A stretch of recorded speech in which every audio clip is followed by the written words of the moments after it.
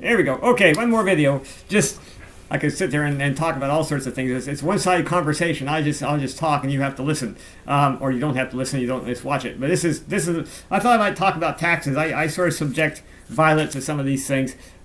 Just as we just had the budget and stuff, but I finally got my handles on some of the numbers when it comes to taxation and stuff, and they how much the money the government collects for this and that, so they can do all the things they want it to do and we want them to do, and but the numbers were like they actually get they get a lot of taxes from taxing you on your income, when you're working their interest and dividends and so forth, and they get close to $40 billion a year off the people working and not.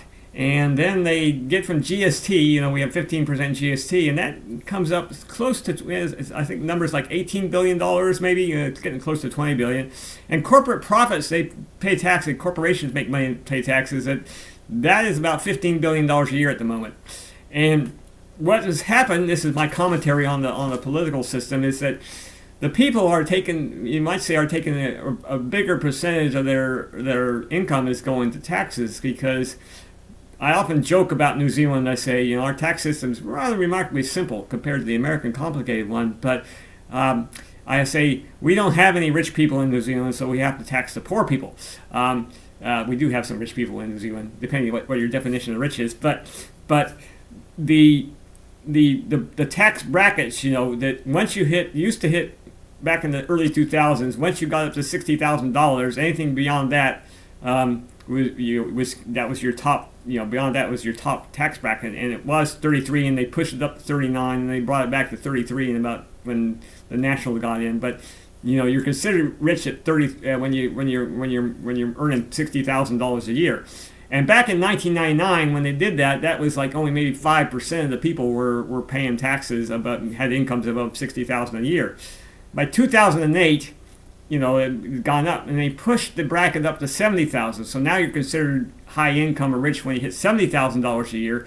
And they haven't changed it yet. So what's happened is back then it was close to 10%. Back in 2008, well, now close to 20% of people pay taxes at that highest rate. When you get over 70,000, you're above average, but not super rich. And so a lot more people. And so, but that hasn't been adjusted. So GST sort of is indexed to inflation, because as incomes go up, people spend more money and the government gets more GST.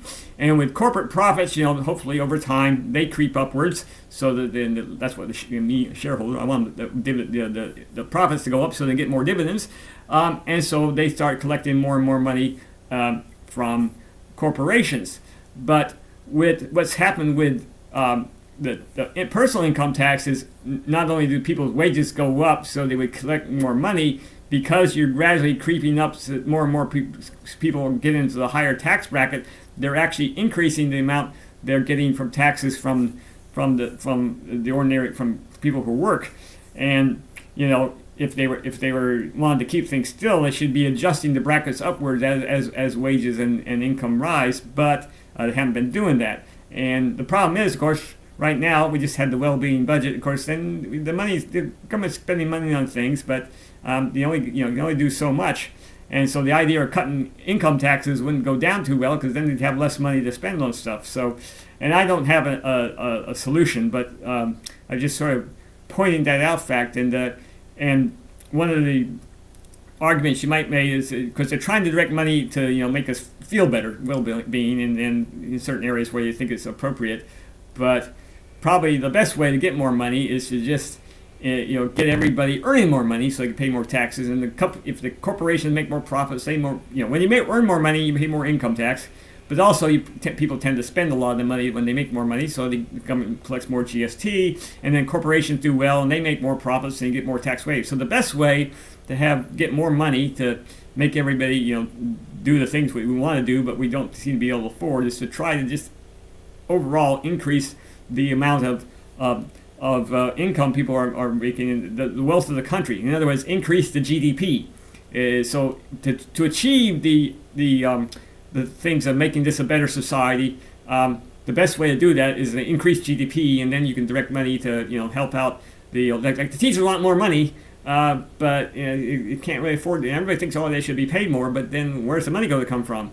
If I don't know if you can just say, oh, well, we'll just make people pay more taxes. Well, maybe if you just made people earn more money and they pay more taxes, then you could pay the teachers some more. So anyway, that's just a little bit of political opinion there. Like I say, if I'm dictator in New Zealand, I have my, what I would do to solve our problems. But that's a bit of politics for you. Just I was thinking about it. Having fun here, sending you videos, and I'm going to convert one of these into audio files too, just for the heck of it. See how it all works. Stop. Did I do that right? Stop. Oh, there we go. And stop taking the video. Yep.